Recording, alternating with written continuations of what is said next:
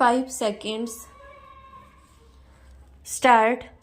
महोदय, जन्म से ही बच्चा अनेक वस्तुओं का उपभोक्ता बन जाता है। विराम।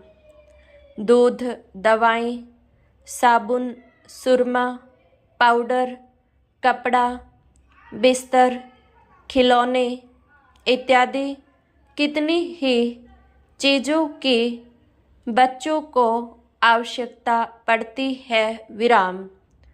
बहुत सी चीज़ों में होने वाली मिलावट या घटिया चीज़ें बच्चों के स्वास्थ्य को प्रभावित करती हैं। विराम।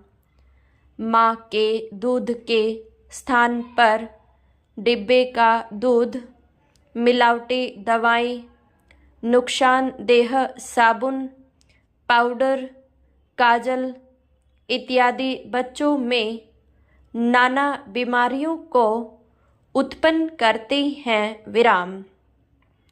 यही से बाल उपभोक्ताओं के रूप में बच्चों की शारीरिक स्थिति प्रारंभ हो जाती है। विराम। बच्चे जो ही चलना सीखते हैं, उनके कदम टॉफ़ी, आइसक्रीम, इमली, चूर्ण इत्यादि खरीदने के लिए घर से बाहर निकलने लगते हैं। विराम। ये बाल उपभोक्ता अपने भले बुरे का ज्ञान नहीं रखते हैं। विराम। इसीलिए ये बच्चे एक और मिलावट युक्त खाद्य पदार्थ खाकर बीमारियों से ग्रसित हो जाते हैं, तो दूसरी ओर पैसे की बर्बादी करते हैं। विराम। स्वभाव से बच्चे जिद्दी होते हैं। विराम। वे जिस चीज़ को देखते हैं उसी को खरीदने की मांग करने लगते हैं। विराम। कोई भी फेरी वाला, ठेले वाला घर के आगे से गुजरते ही वे उस वस्तु को खरीदने की जिद करने लगते हैं। विराम। भले ही वह वस्तु उनके मतलब की हो या नहीं। विराम। फेरी वाले भी बच्चों का मनोविज्ञान जानते हैं। विराम। जिस घर में उन्हें बच्चों की उपस्थिति का आभास होता है, उसके आसपास देर तक खड़े होकर आवाज़ लगाते रहते हैं। बिक्री के संकेत के रूप में घंटे आदि बजाते रहते हैं। विराम।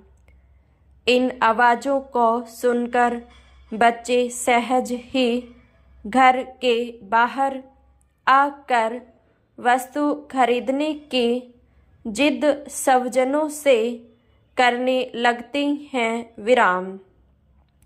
अनेक बार तो जब घर के लोग बच्चों की मांग को पूरा नहीं करते हैं, तो वे दूसरों से चीज़ दिलाने के लिए यिर्राने लगते हैं। विराम।